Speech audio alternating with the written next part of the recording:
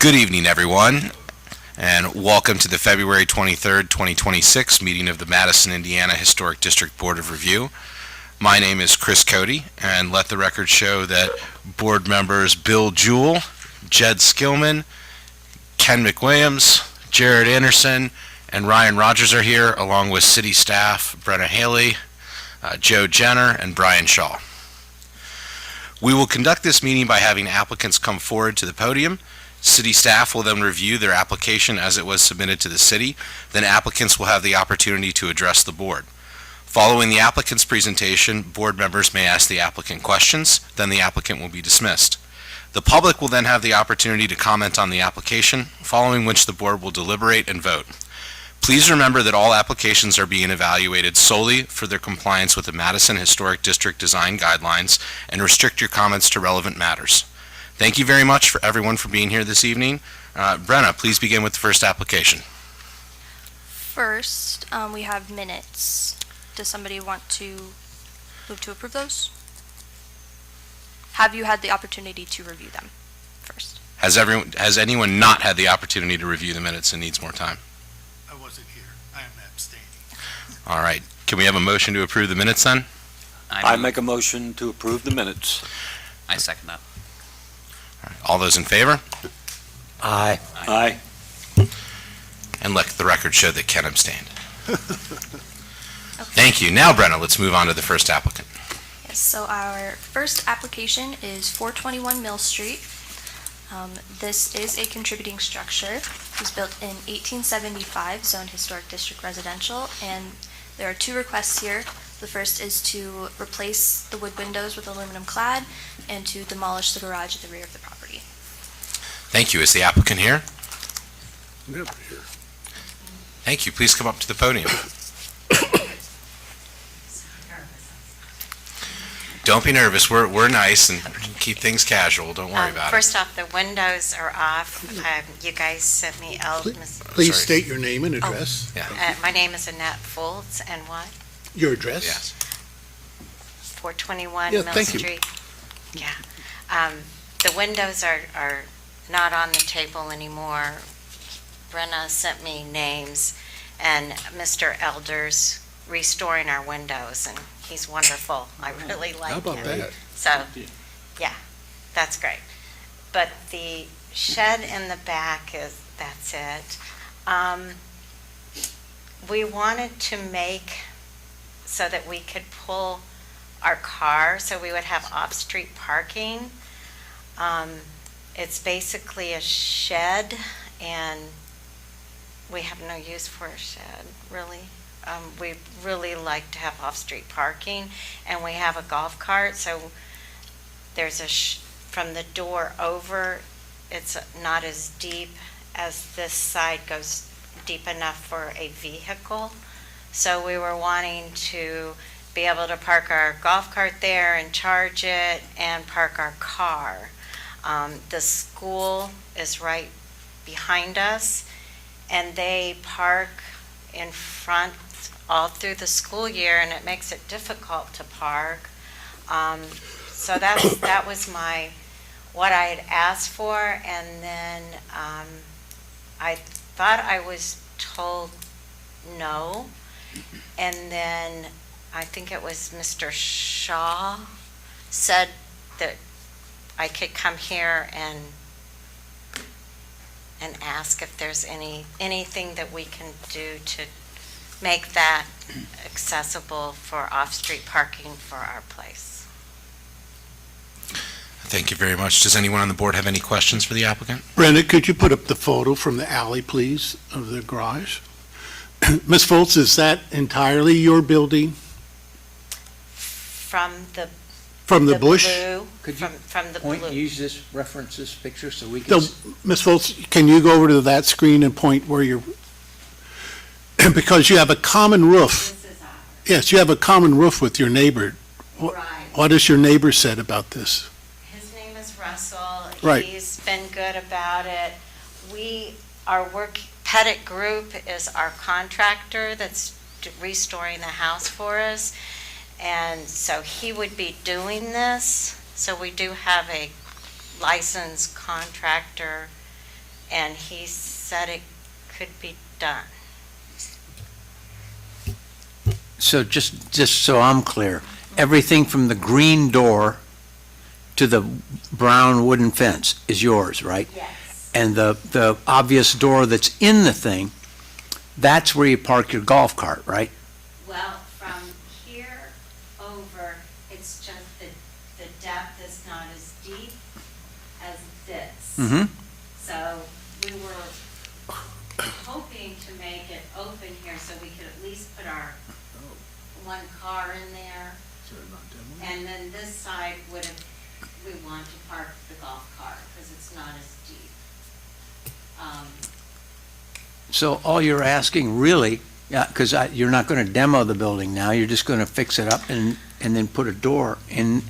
On the west- The door is not wide, it's just a little shed door. It does need, Yeah. it does need, I mean, we'll have to, we were I see. hoping to take this out so it would be open so we could park our car, but we would leave this side and the back.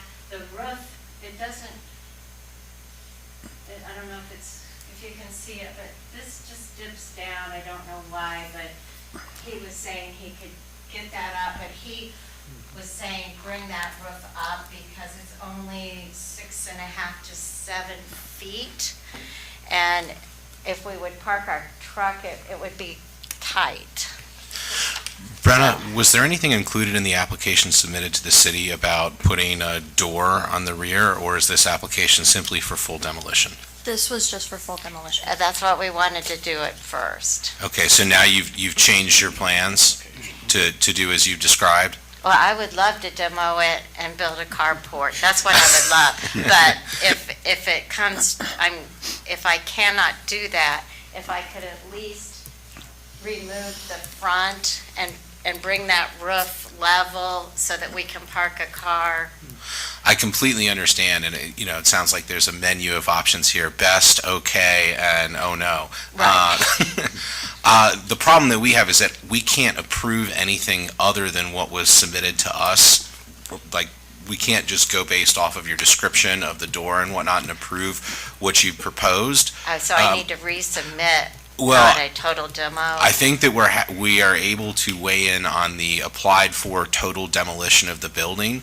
But if that full demolition is denied, I think that we can, as a board, discuss our amenability to alternative solutions that you could then present at a later meeting. I just want you to know up front that we can't approve an alternate design that has not been submitted to the I city. totally understand that. Wonderful. Yes. Thank you. Well, I just had one question about it. From the Sanborn maps, it looks like this might be original to the house. I mean, I'm sure you know this building better than any of us up here. Do you have any reason to believe that it's not original to the house?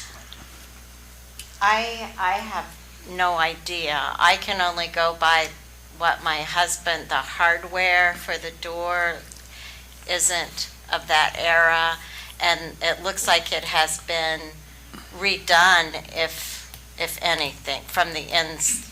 There was some pictures of the inside. I mean, there is some bad areas, but you can see where they have, I don't know. Sure, altered it over time, perhaps, if it is original. Yeah, to get it to stay up. Of course. And the door, I didn't take a picture of the hardware, but it is just. Are there any other questions from the board? Well, I'm delighted to think that you're considering keeping the building, and that the only alteration you'd be making would be to put a garage door in the back. I really didn't want a garage door, but You mean you want to leave it open? I do. Just to that one, from the door over, I wanted to leave that open, and I wanted to I would close in that slider there where the golf cart would be, Yeah. but I didn't want to put in a garage door. Well, then, I just don't think that would hold a garage door, and I don't think the height is Yeah. correct for a typical garage door. Security is not a concern then? You know, of your, No, that just for parking a car, you know, you have a golf cart. lawnmower, you know, stuff ends up in, No, I hopefully won't have any yard, really. Are there any other board questions for the applicant? So, Mr. Chair, I'm going to make a negative motion. Sorry, first we have to hear if there's any public comment. Oh, yeah, sorry. Thank you very much. That was a good So I sit presentation. down now? You Yes. did a great job. Thank you. Is there any public comment on this application? All right, hearing none, let's move on to board discussion. Were you prepared to make a motion? I was. So, Mr. Chair, I'm going to make a negative motion, which you and I both hate.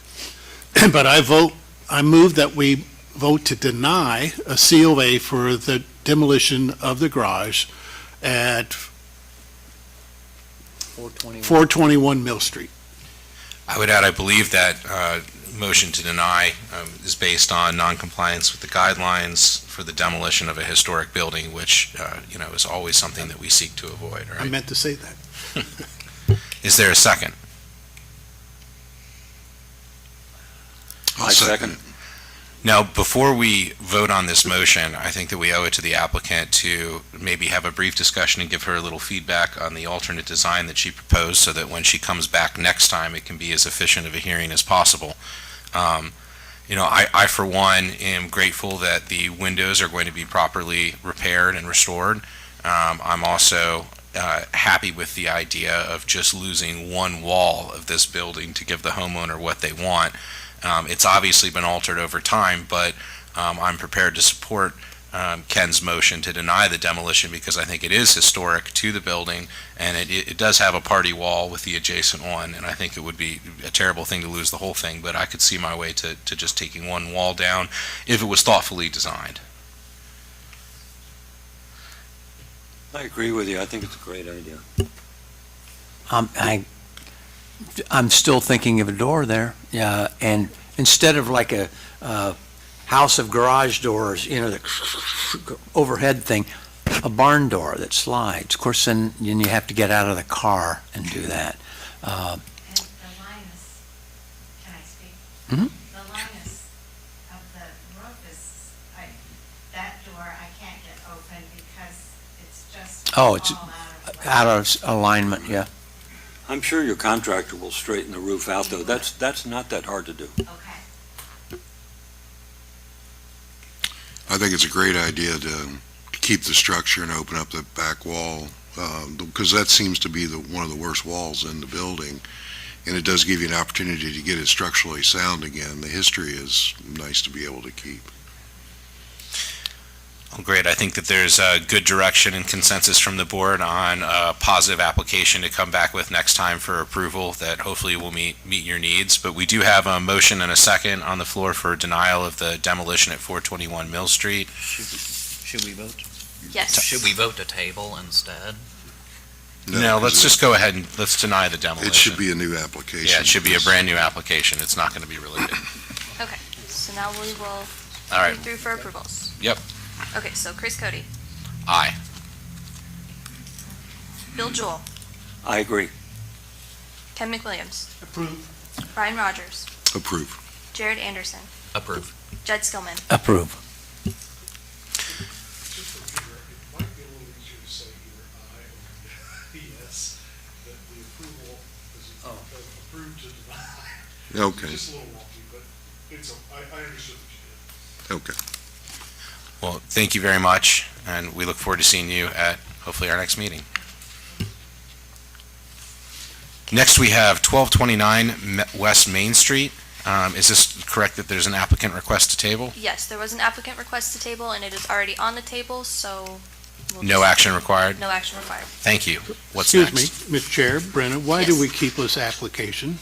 Because how many months is this, 6? 6 months. They are allowed to continue to do that if they request it, and they, I believe, intend to attend next month, Okay. from what I've heard.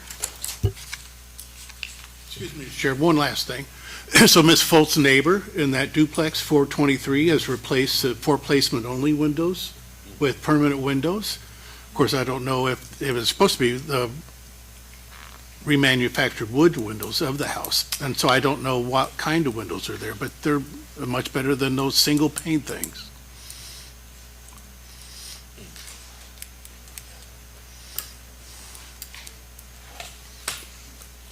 So am I hearing correctly that this is, so, here, Yeah, I know. was staff approval given for the window repair done as discussed now, and that's what we want to revisit? Is that staff approval? Not on this house. So previously, those windows had been approved for restoration, so they were allowed to be removed for the restoration. And it appears that that has not happened and they've just been replaced. That was something that we found out about from Ken, I believe. So we have looked at them and they are not the original windows, so we are working on that. So it's unauthorized work done without a COA. Correct. Well, that's very unfortunate. So we're going to have another example of that later when Brian comes, when I ask Brian a question. So, Joe, there's nothing in the ordinance that we can do about this. Is that accurate? Saying that we can't go after an owner who's made changes that weren't approved by the board? No, I wouldn't say that. Yeah, no, I would not say that. There have been instances in the past where we have filed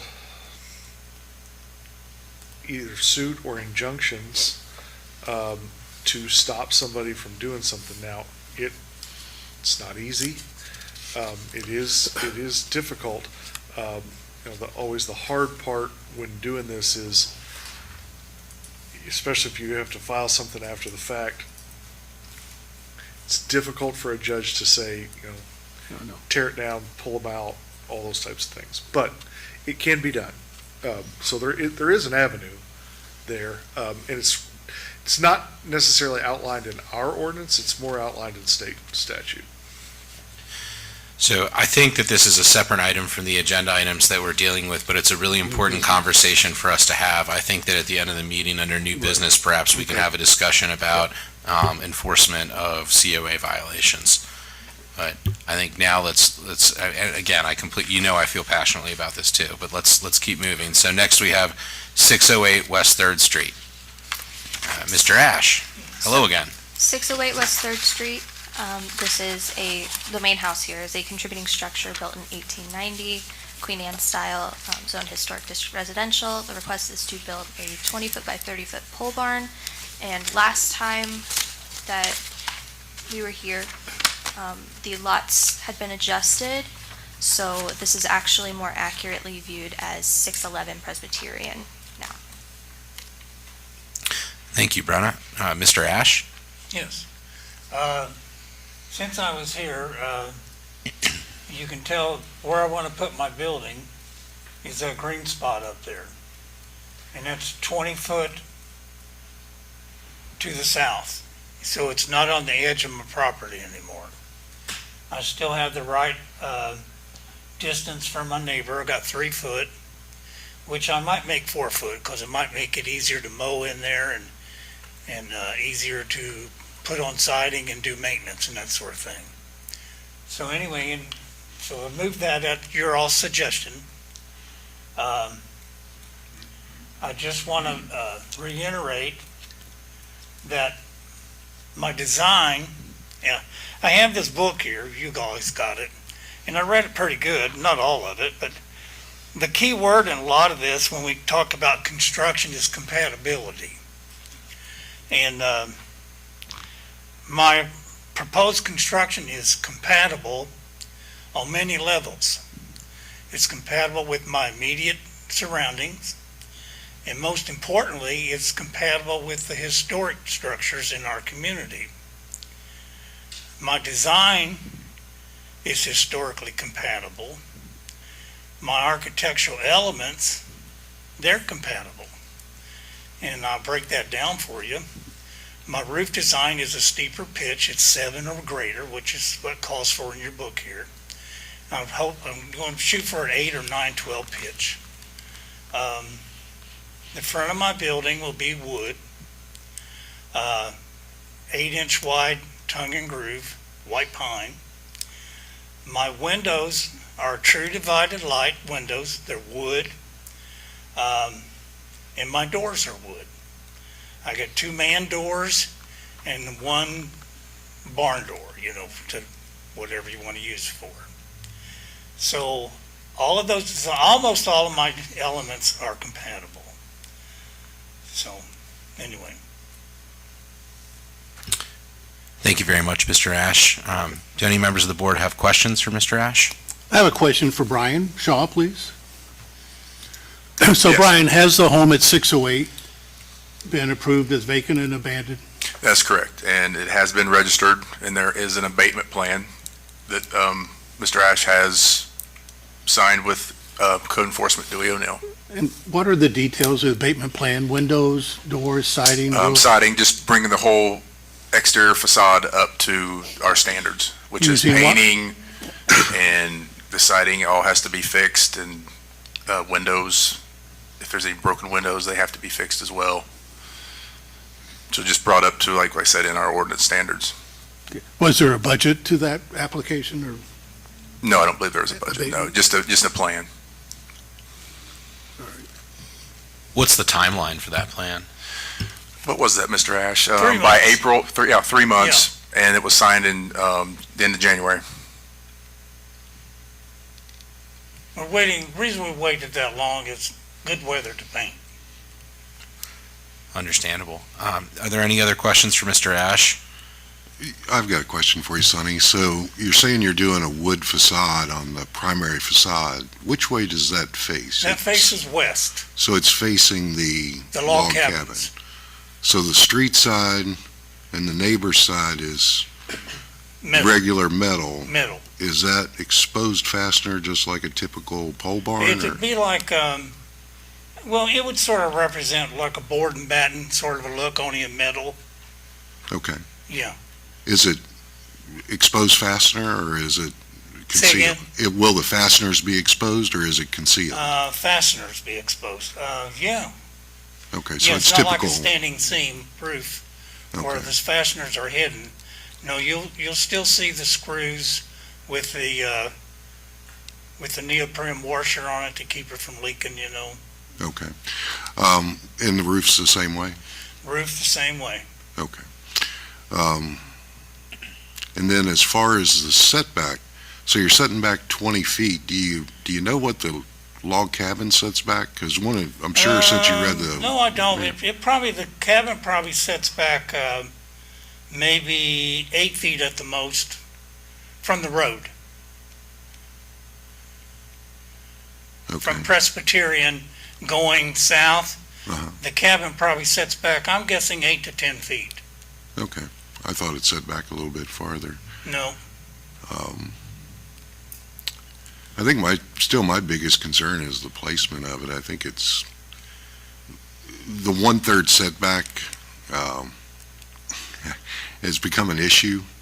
And there's been several things that's been denied because of that.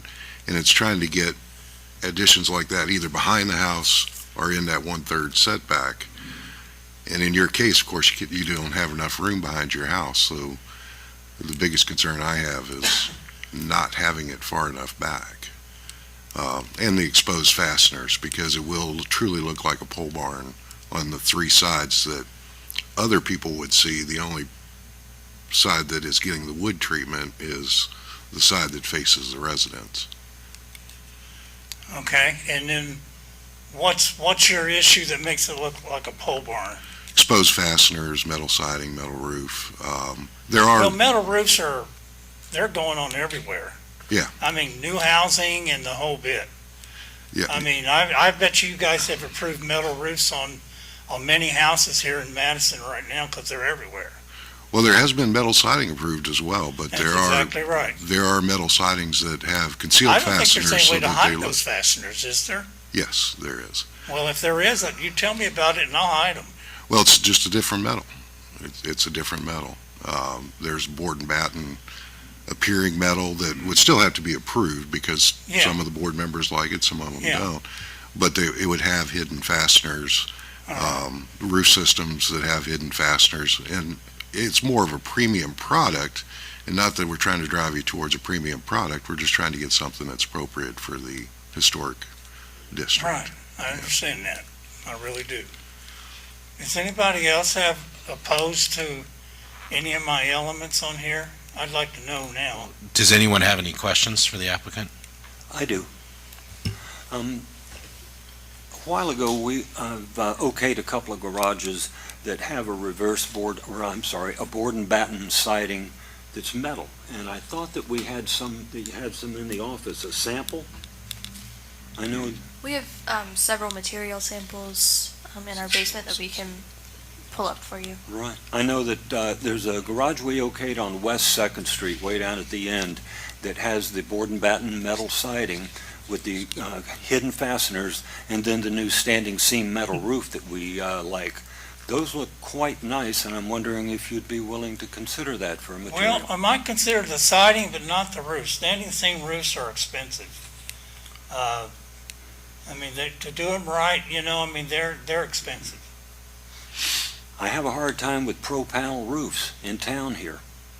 And that's, if that's what you're talking about, pro panel or pro panel 2. But we're seeing a lot of the standing seam roofs. I think you might want to check and see if you can buy the panels. They're Yeah, available. okay.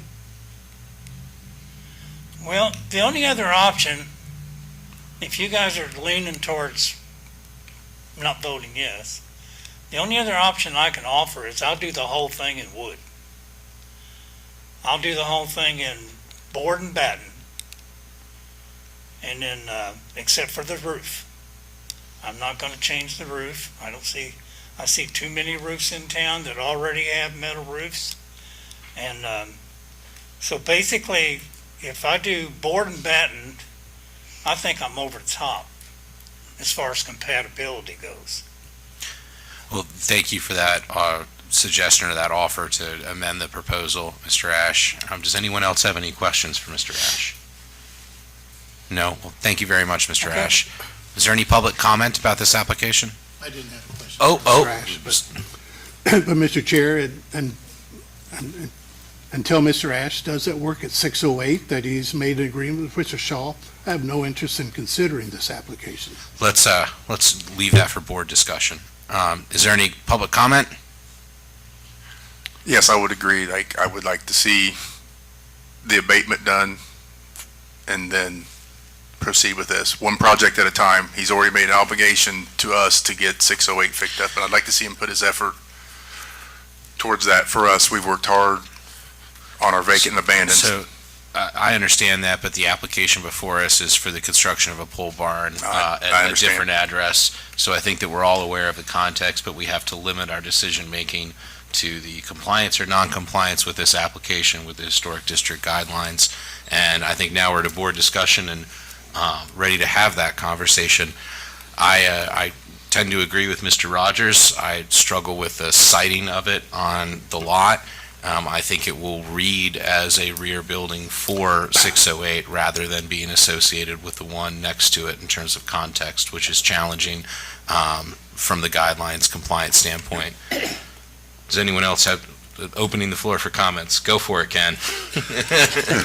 Mr. Chair, the application is for 608 West Third. This is for 608. No, What? it's not. The application is for 608. Okay, let's, Application is for 608 It's for because it was 608, but originally it's no attached to longer- 608. because it was, but it's no longer associated. It's now on a parcel. The part of the lot lines have been changed. It's now on the parcel next door. So I think the application is, I do think it might be technically deficient because the address is different, but I would ask if that is just a staff and a clerical error, if it's a substantive issue. I think, I mean, I think realistically, this application's been amended to, I guess, it's been amended for the other address. Now, I don't know with regard to the notice, where was the notice placed?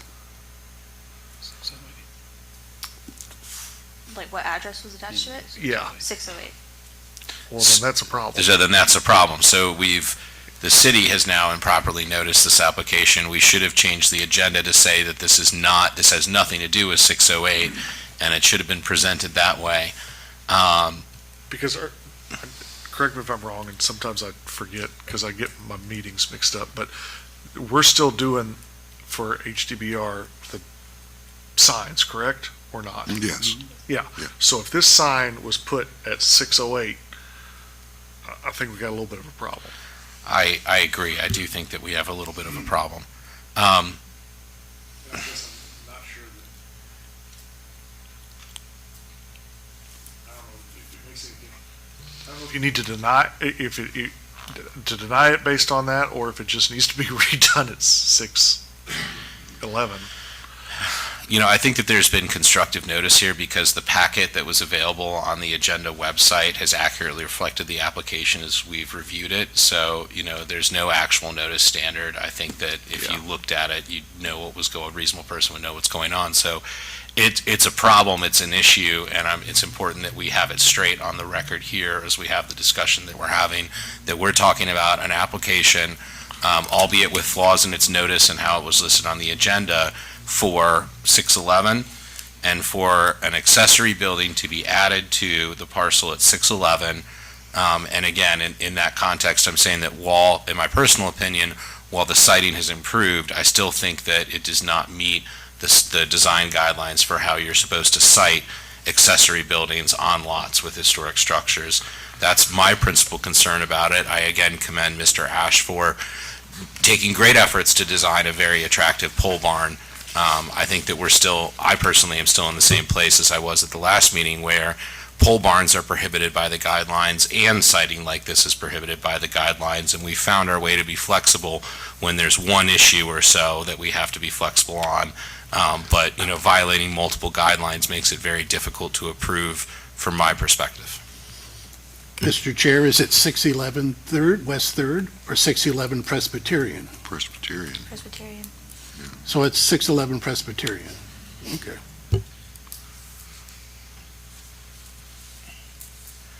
Now, stepping back from narrow consideration of the guidelines, I would just offer that I'm very encouraged to hear that the abatement plan for 608, which I know is not part of this application, is on a 3-month timeline. That is extremely encouraging. I think that if that abatement work were underway and completed, and this was presented as what it truly is, an accessory building for that structure, because that is, in that context, it would be appropriately cited. It is not appropriately cited for 611. So if that abatement work was done, and 3 months from now this came before this board, I personally would view it completely differently. With the exception of the siding. With the exception of the siding. It's just, you know, it's gonna read like it's associated with 608. And it is not properly cited for 611.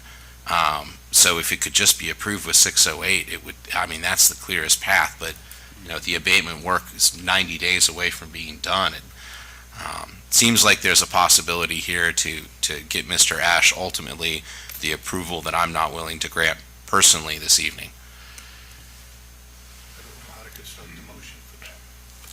Well, we're just dealing with what's directly in front of us. So I think that we need to clearly articulate in a motion exactly which guidelines we believe that this proposal does not satisfy. Let's have Brian do it. Brian's good. Materials and stuff.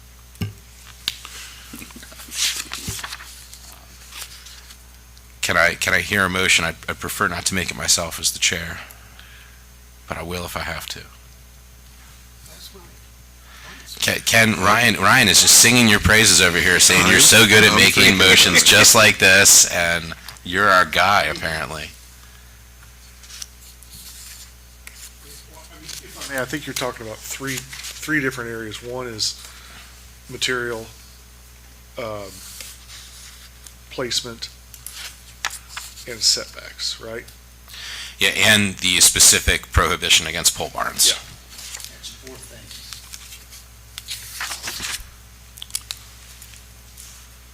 At least that's what I was hearing.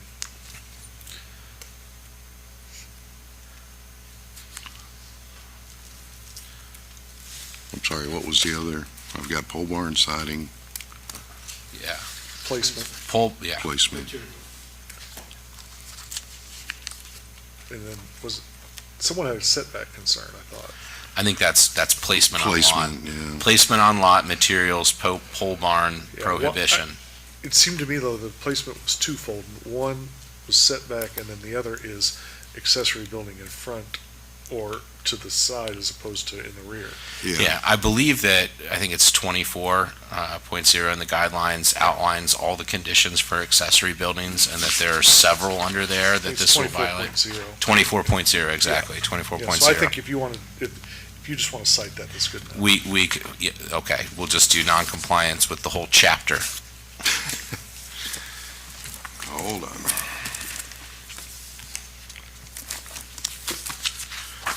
Okay, I move that based on the preceding findings of fact, I move that Madison Historic District deny a certificate of appropriateness to Mr. Ash at address 611 Presbyterian. Is that correct? Okay. Based on Section 24, placement, as stated with the 1/3 setback, or in the materials with exposed fasteners, and exposed fasteners on the siding and the roof are inappropriate, according to Section 24. And I would also suggest that you add that this, Okay, to add to that, originally was an application for 611 Presbyterian. Yep. I got it covered. Yeah, so I've heard a motion relating to the 1/3 setback guideline requirement, the siting at the rear of a historic building guideline requirement, also the materials requirement, and the prohibition on pole barns that is in the guidelines. So based on non-compliance with that list of guidelines, we have a motion now to deny the application. Is there a second? Second. Got two of them. Chris Cody, Aye. Bill Jewell, Aye. Ken McWilliams, Aye. Ryan Rogers, Aye. Jared Anderson, Aye. Jed Skillman. Aye.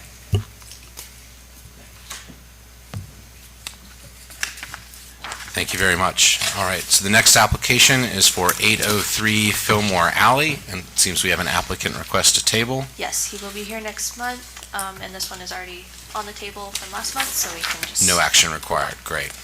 So next we have 609 West 2nd Street. Brenna? So 609 West 2nd Street, this is a contributing structure in an Italianate style. The main structure was built in 1870, is zoned historic district residential, and the request here is to rebuild the additions on the same footprint as the current footprint after the demolition for structural concerns on all of the rear additions.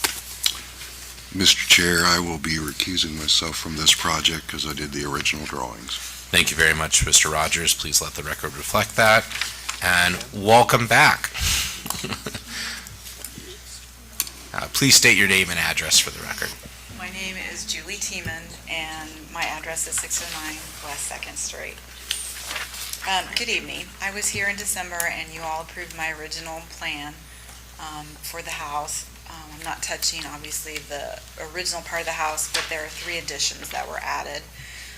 And my plan originally was to strip out all the materials and redo them because it was not well done. I did know going into this project that I had some problems with my foundation because the floors were sagging in the addition, especially in the kitchen, you could tell.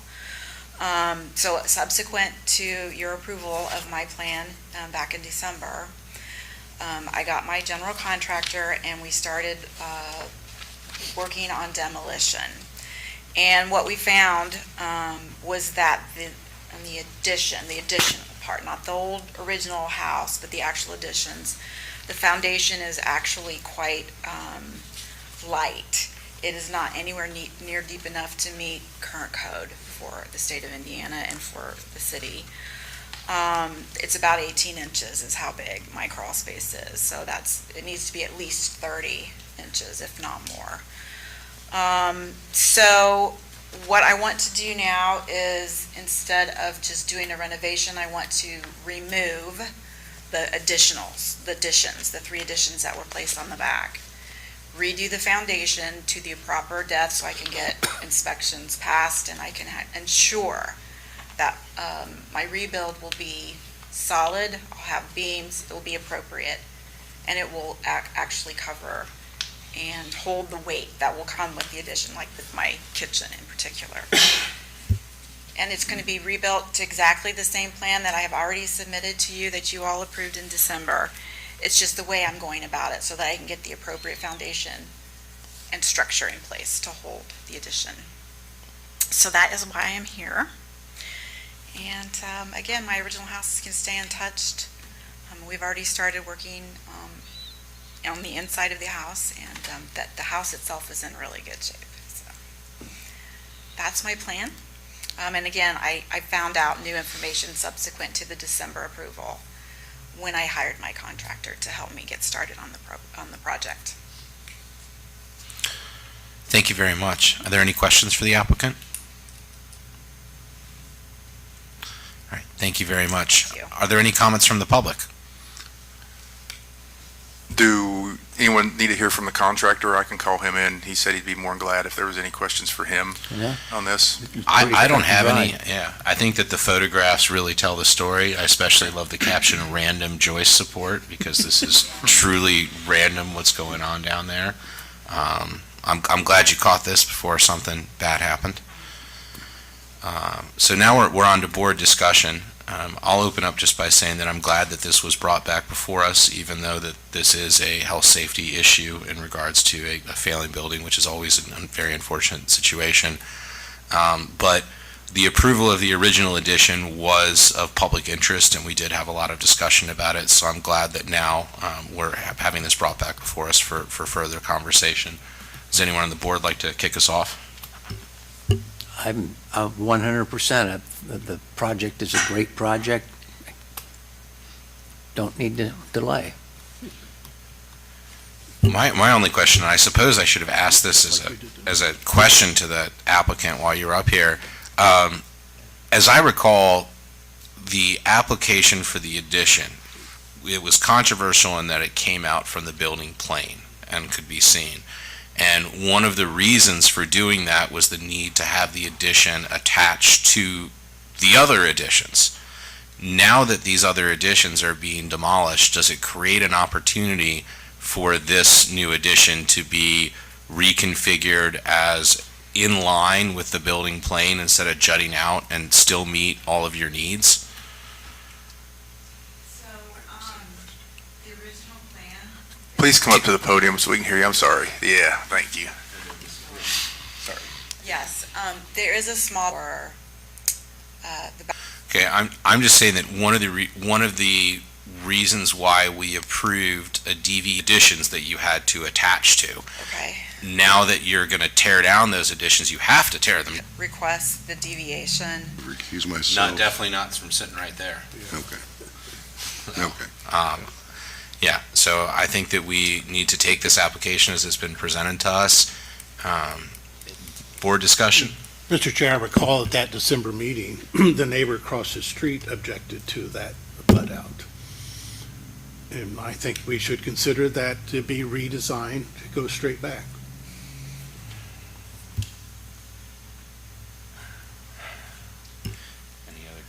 Any other comments? Man, this is a tough one because I think that it does create an opportunity for a fully compliant design, but we have to look at what was brought before us. And I'm also sympathetic to a homeowner who is investing a great deal in one of our historic properties in one of the front house, the truly most historic part. And, sometimes we make concessions on our guidelines, and she's had some further misfortune that I'm sure wasn't inexpensive. and I'm somewhat inclined to allow this, although, again, I really had wanted to ask the question about the opportunity and gauge any willingness to improve the design. I'm willing to approve as presented. I'm willing to approve it also. I think the bump out actually improves the house because it's not just like a bread pan. It's got a little bit of, Well, our guidelines and best practices generally say you do want to fall in line straight back, but, okay, well, I think that sounds like there's good consensus amongst board members. Does anyone have a motion they'd like to bring forth?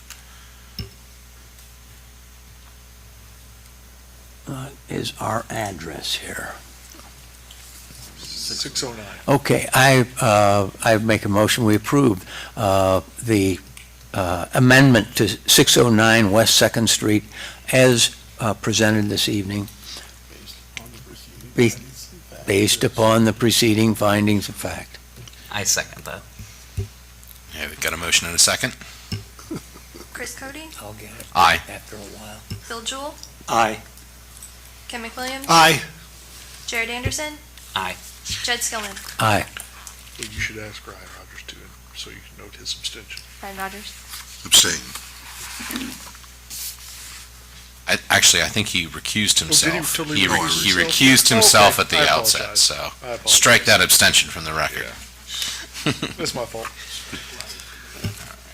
Thank you very much. All right, Ryan Rogers has rejoined the board. Okay, so 736 West Main Street. This is a contributing structure built in the colonial revival style. It was built in 1860, zoned historic district residential, and this request is to replace the existing small front porch with one that stretches across the entire front of the house as it did historically. Thank you very much, Brenna. Please say your name and address for the record. I'm John Gray. I live at 736 West Main Street. We've lived in the house since 2019.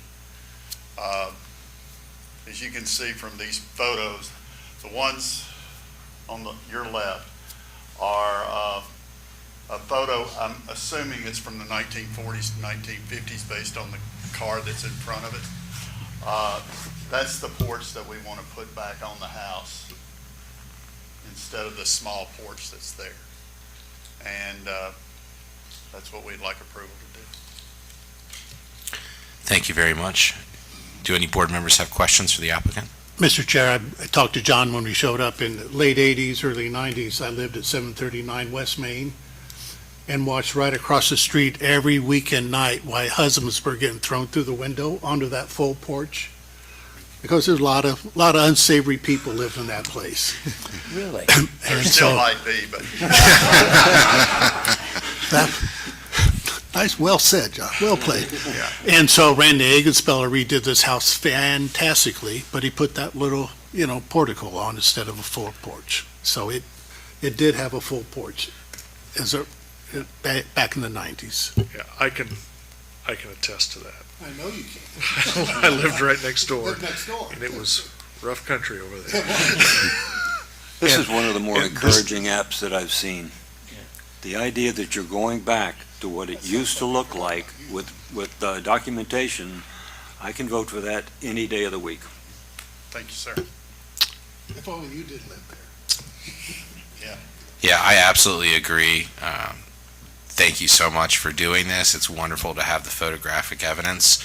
My only question that I have for you is if you look at the historic photo, there's a great second floor center window, and I think without it, the fenestration just looks overly broad when you put that porch back on. And I bet that window frame is still in the wall.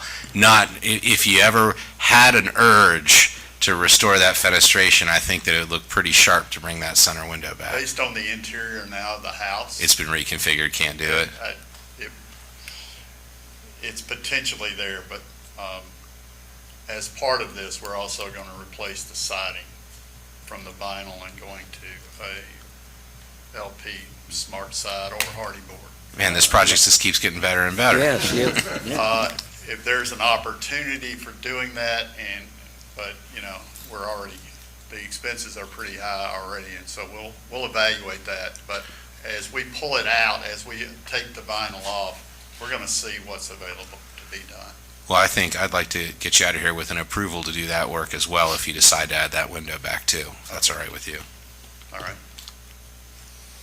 I think adding the porch back is a huge benefit, and I agree with Mr. Cody that that center window would look great, but it's not a requirement as far as I'm concerned for an approval on the porch.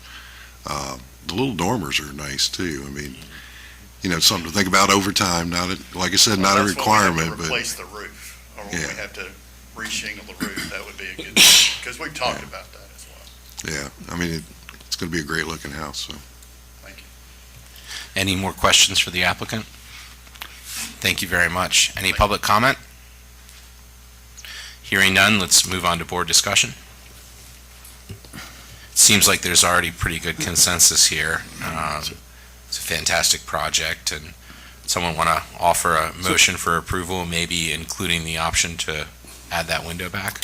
Mr. Chair, upon the preceding discussion, I move that the Historic District Board of Review approve the project at 736 West Main Street, including the option to add the center second-story window.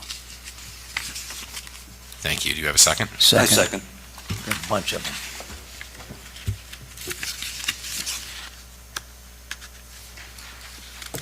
Chris Cody, Aye. Bill Jewell, Aye. Ken McWilliams, Aye. Ryan Rogers, Aye. Jared Anderson, Aye. Jed Skillman. Aye. Thank you very much. And seriously, thank you very much. It's a fantastic project. All right, next we have 101 West First Street. This is 117, 1017, sorry. 1017 West First Street. This is another contributing structure. It is an Italianate style, constructed in 1876, Zone Historic District Residential. This request is to replace 8 windows on the side addition with aluminum clad to match the rest of the house. As seen here, this is the addition. Thank you, Brenna. Good evening, I'm Lisa York. I reside at 1017 West First Street. And as Brenna said, I am applying to see if you guys could give me approval to complete the windows. As you can see, they're in extreme disrepair. I'm happy that my house doesn't look like that first picture anymore. So. Fantastic. Do any members of the board have questions for the applicant? Thank you for your work on that building. You're welcome. My God, it looks gorgeous. It's aged me a little bit, but After all. yeah, that too. So Finding Lisa, some interesting things inside of it too, I have to say. this is just finishing off the window replacement that's been restarted. That's already. correct. My understanding, the gentleman that I purchased the house from in July of last year had the windows replaced through Glass Unlimited, and for some reason, this little area was not. And so here I am. I know why. 1,000. It could be. It could be, yeah. Well, I've watched you with the house here. I mean, I've noticed the house when it was a shell, so you've come a long way with it. Thank you. The wooden windows there are beyond repair, right? Yeah, I actually attended the Love My House, Old House program, and I did try to go down that alley. I did approach for some storm windows, but to be honest with you, the windows are in such disrepair. There's, gaping holes in the bottom parts of the sash, and, it's just, They're way done. Yeah. I covered them up with paint, but it, That doesn't keep the cold out. no, I've got plastic inside of them right now, and it looks like the Michelin Man right now. So Lisa, that was a porch originally that was enclosed, right? I'm not sure. I really don't. There's windows inside. I know above was the porch, I think, at one time. But I'm just assuming that they've built it on as a sunroom, which is what I intend to use it for. Yeah. Or a 3-season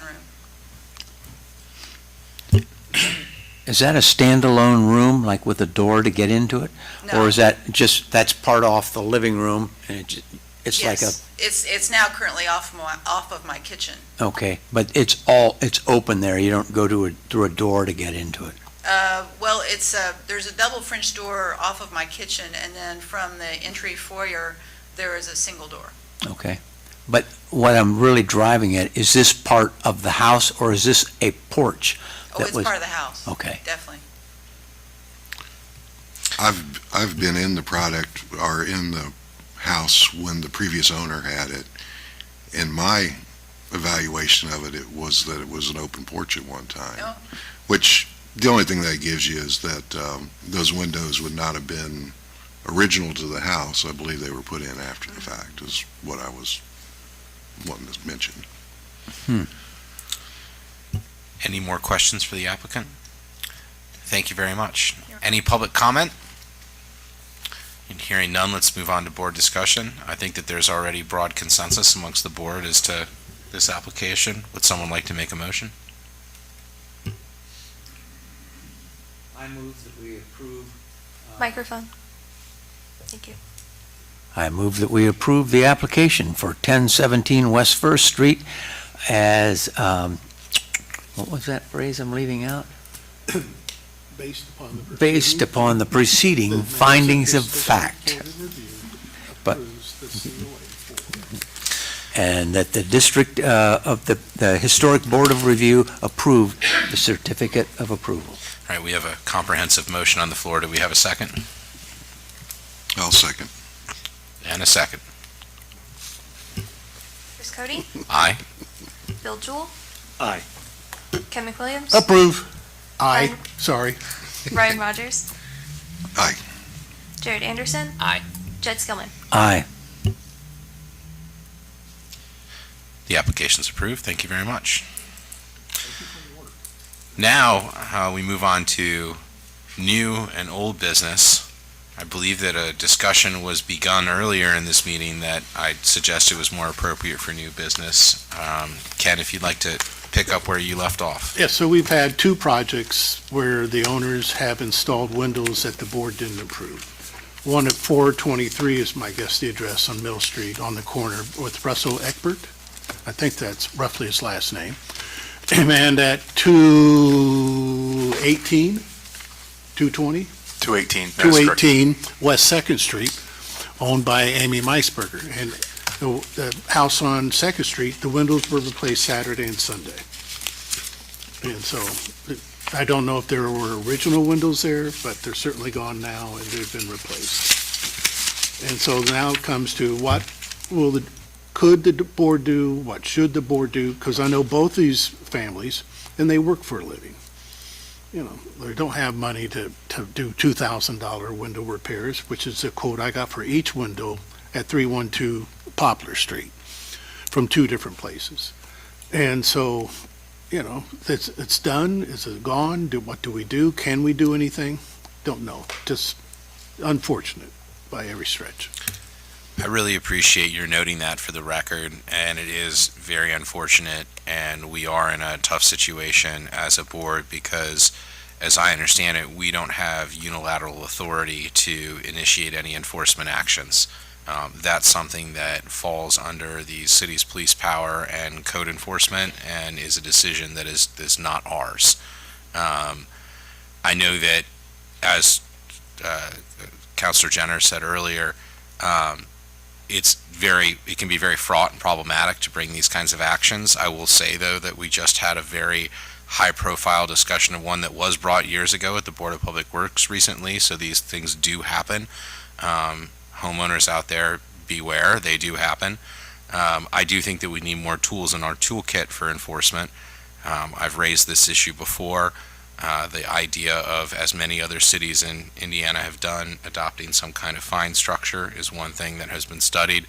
But again, this board is not in a position to make those changes. Those are things that would have to be done by city council, and it is something that would have to be done on the initiation of a city council member or the mayor.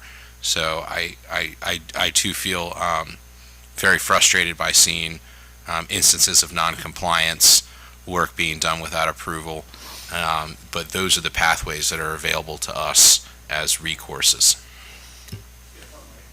I think the tough thing is, the reality is those enforcement actions create a fiscal issue, because, and this board really doesn't have any fiscal responsibilities or anything like that. And so enforcement actions do cost money, and whether it be the administration or city council, they kind of have to make that determination on what they deem to be necessary to spend city budget dollars on, et cetera. So that I think Chris is 100% right. It can be done.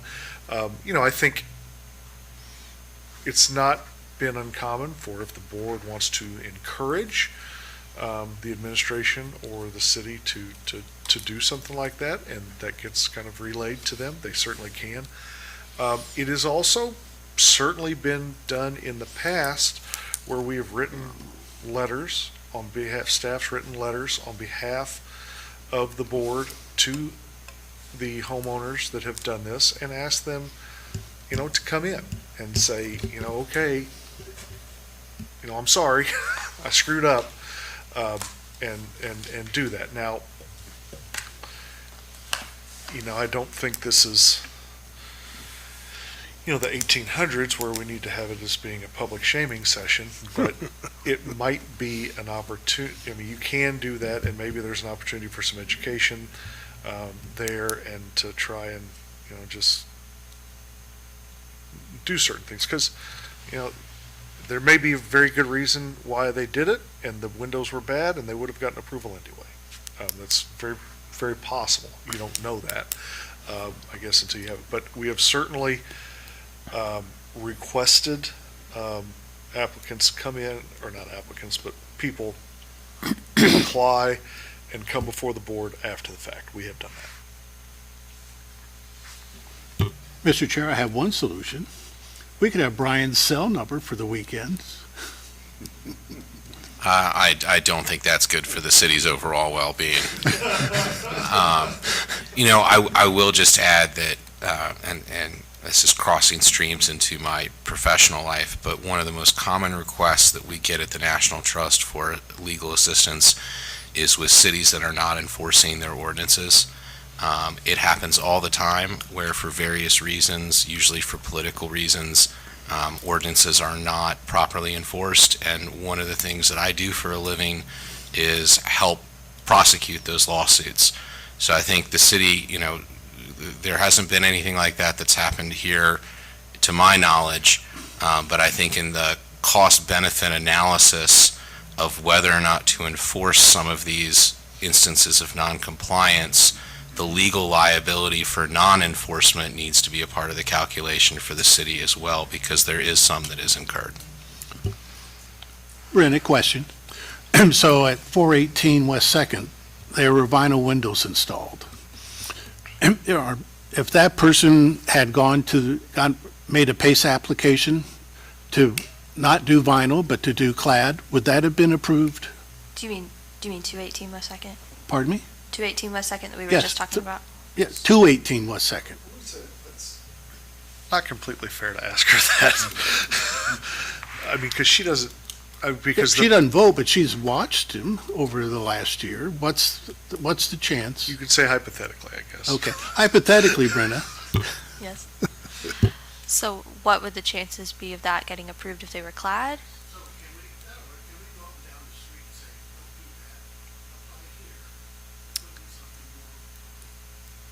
Potentially. I think it would have to be evaluated on a case-by-case basis here. That was one project that I was not aware of until you let me know this morning, so I would have to look into that one. Right. So. We had a seminar, like a 4 or 5 day seminar here in October of like a year and a half ago. And one of the speakers at one of the events that I went to was the preservationist, and I can't remember the city, but it was a large city, regular city that had a historic district. And one of the first things they were fighting this was people just go ahead and do it anyways. And what are you going to do? And they put teeth in it. And then this woman said, it took a couple of years and a couple of people had to pay for it, but the word got out. And we don't seem to be able to get cooperation from the trades around here to say, before we start work on your windows, do you have the paperwork in order? And have you gotten this approval from the city? They don't seem to get that. But on the other hand, asking somebody after they've put in a half a dozen vinyl windows to take them out and replace them with compliant windows, that's a big penalty in this market here. And I mean, thinking over that, and we would say, you don't have to do it all at once. You do one window per year or two windows a year, but we have to do something, because every other meeting we have, this kind of issue comes up, and it's either windows or somebody's changed something without coming here. So I have to bring us back to the fact that we don't have the power of enforcement. And I think part of that is because all of us here on this board are here because we are preservationists, and we do have perhaps a different view of these things than members of the general public. And it is up to the elected political representatives who hypothetically have a better understanding of the overall temperament and what's best for the city to decide those enforcement issues. I do think, though, that it would be helpful to, at least when unauthorized work is performed, to make sure that those individuals are required to come before this board to seek after the fact approval. If they're then denied, then it's up to the city as to how they want to proceed with enforcement. But I think the idea of these things happening in the shadows is what's more problematic than anything else.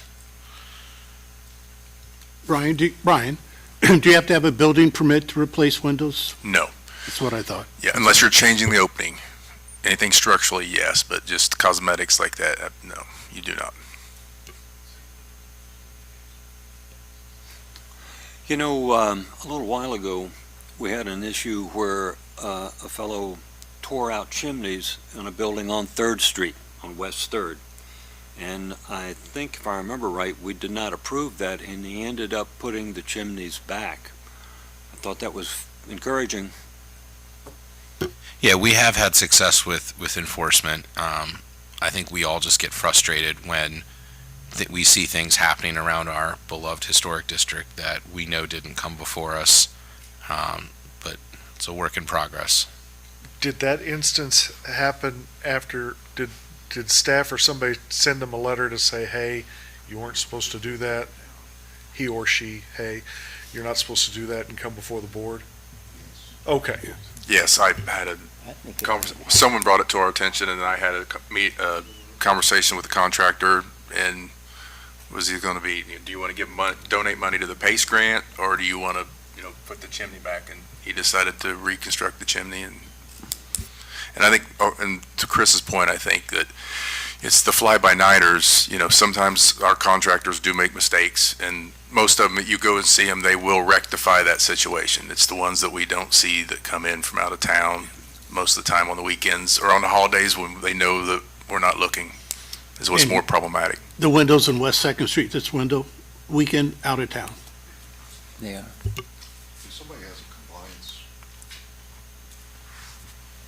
If somebody has a compliance complaint, can they still pull a permit for something? I mean, is there any penalty to having code enforcement? Nah, I'll have to look into that. I'm not aware. It's just like when they register, if they get a complaint, we cannot just legally pull their registration. So I'll have to look. That's something I'll have to look in and find that answer for you. But I do not know. I think that's the best place to start, is if a home has a compliance complaint, figure out how we can not issue permits. And if we've got contractors that are knowingly going in and doing work on the weekends to avoid compliance, figure out a way to stop them from being able to get permits as well, at least it gives you some authority to be able to deal with noncompliance. Is there a way we can make windows and doors, you need a permit to alter windows and doors, whether you're changing the opening size or not, just to put new windows in, you need a permit. And the permit, you need the permit, but there's no fee for the permit, and that makes them come in and, So we follow the international and state building codes. It would be something we'd have to amend, and put it in our ordinance. Mhm. So it, Well, Is it technically, worth they do taking need the a time to permit. do that? They need to have a historic permit to. Yeah, that's what I was going to say, is they Okay. might not need a building permit, but they'd still need a certificate of appropriateness for a window replacement or for door replacement. correct, So there yes. should still be some conversation with city staff. And, I don't think that we're going to figure all this out tonight. I don't think we're going to come up with the answers. I do think that, as evidenced by the successful enforcement action that Bill mentioned, where the homeowner came before the board and we actually arrived at a solution that they were amenable to that was a better outcome than prior to having them come before the board. I think it evidences that when possible, where unapproved work is discovered, that having those homeowners come before the board even after the fact can still be a productive exercise, even if we deny it and the city ultimately decides not to enforce. I think it's still valuable just to have conversations with these folks. And I would hazard to guess that there are many of them that are well-meaning and are not intentionally trying to evade us, and it could be a positive conversation all the way around. But I would, to back that up, I mean, the city's not, depending, it's always on a case-by-case basis and what we're dealing with, but, I mean, we're not opposed to doing an enforcement action on that. I mean, we currently have, or have at least had one. I mean, the Lanther Winery is one of those. The C of A, it was after the fact, we asked them to come in, they applied, got denied. Now, we've had other legal battles within that, but the underlying premise was a denial of a C of A. Yeah, I completely understand, and there's only so much that the city can do, and not every violation is worth taking to court and going all the way through just from a feasibility and economic standpoint, and that's reality. Everyone at the city, they're all just going at 110% all the time is what it looks like from the outside, at least. Yeah, I'm not full-time. Well, I wasn't talking about you. I was looking at these two. I know, but it is reality, though. I mean, if we had the full-time legal staff here at the city, it'd be a different story, but we don't. Well, there is precedence to this as well. In 2017, I did a remodel of a duplex, and there was a short brick wall that was about 3.5 feet tall that fell over, and so we scrapped it. And I did get notice from the city, did have to go in for approval after the fact, and was denied for it. Of course, after meeting with the city, we decided the wall didn't need to go back. But even though everything in the project was done according to the COA, that one element wasn't, so they did bring me back in. They told me that it was inappropriate, give me a letter of inappropriateness. There just wasn't any action because it was such a minimal thing. So I think that's a good process. we do have something we're trying, code enforcement. I think I've talked to you about this without doing litigation. So the city we're serious about it, and there are a few things we're working on and trying to get in motion. I mean, you guys also have the vacant and abandoned buildings enforcement on your plate right now, which is, I mean, again, there's just a lot going on. So I appreciate this conversation very much. I think city staff, the general public can hopefully see that this board is very, very interested in this issue and committed to working with city staff to come to a better paradigm than currently exists today. So thank you, Ken, for bringing it up. Board want staff to send letters to those two addresses to come in or not? Doesn't, I mean, it's, Yeah, well, I guess my question would be, is the scale of the work that was done something that would normally come before the board or something that would be approved at the staff level? Yeah, I don't know that answer. It depends on what the windows were originally. If they were original windows, then you guys, if they were already replacement windows, then it would be staff. Well, Brenda, I think that we need staff's assistance to make that determination, and if it belongs at staff level, then I think that it's just a conversation that you should have with the homeowners, and if it's something that would normally be brought before the board, then it should come before the board. So the property on Mill Street had a COA where the owner said he was going to refurbish his wood windows. There was no action on West Second Street. Wouldn't this go through Dewey as a, For code enforcement, yes. yeah, so I think everything goes through Dewey and then it gets farmed out to wherever it needs to go to be appropriate. Yeah, and it sounds like, I didn't realize that we already had, or maybe I missed earlier, that we already had the COA for the window replacements there. So the board technically has seen an application for the windows at that one property. It just was not complied with. So that would be I a don't know code that it actually, enforcement. I'll have to check. I don't know that that actually came to the board. I believe that was in 2023, so that was before I was here. But I believe that might have been a staff review because it was restoration and not replacement. It came before the board. Okay. So in that case, I think that it is now moved away from our authority to purely code compliance and enforcement with Dewey. I think the only time that these things need to come before us are where it's a matter that is too substantial for a staff review and an alteration has been made that would otherwise come before us. It needs to come before us after the fact. If we've already approved a COA and they didn't do what they said was approved, that's an enforcement issue. If they did something that was a staff level issue, it's so minor, that doesn't come before us either. It's just the ones that would have come before us anyways that the homeowners should come. And again, we've had positive outcomes in one recent instance, and it can only help to have those conversations in a public forum. And I'll go back and use the phrase I used earlier. Both these families, and I've known each of them for over 30 years, work for a living. And how much do we want to, prosecute that in any way you want to define prosecute?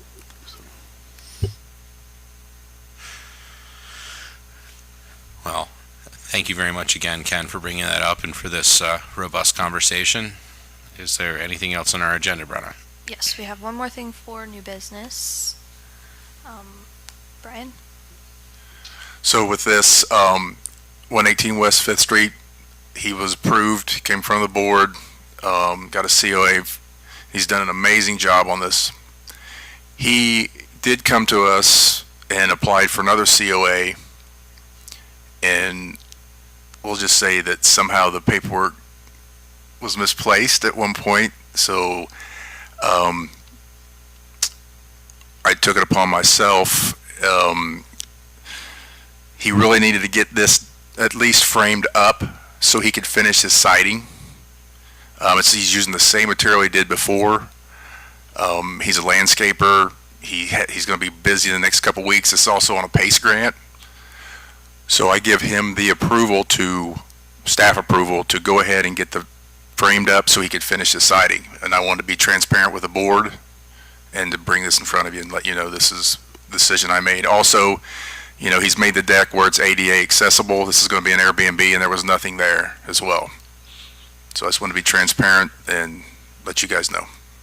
Well, thank you very much for bringing this to our attention. This is an exceptional and different kind of staff approval from our normal list of staff approvals.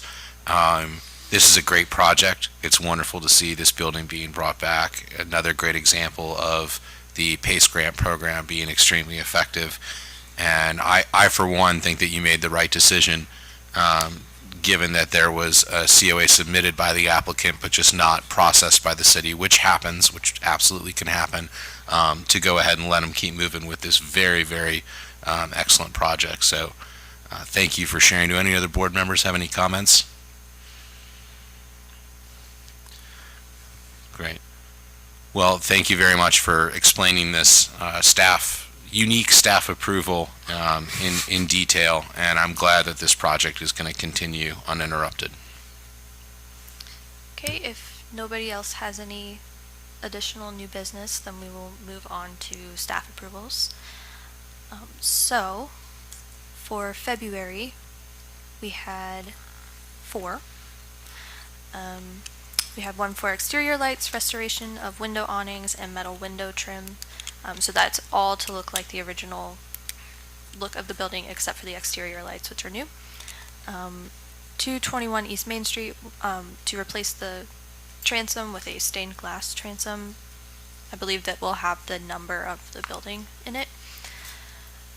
208 West 2nd, to remove the awning over the front door to match the neighbor windows and doors, none of which are original. And then 526 Jefferson Street, doors, windows, and siding. Is the 221 Main Street, is that the restaurant down there? Yes. That's looking great. Excuse me, Brian, Yes. at 208 West Second. So that was the fire maybe a year ago that smoke damaged and ran the other family out, That common is wall. correct, yes. So new owner on the alley, the rains or something flooded the basement? What flooded the common basement? Have you heard anything about that? Yeah, so they're actually excavated that today and are fixing that. There was an abandoned line beside the other line, and it wasn't capped properly, so that is what's caused that.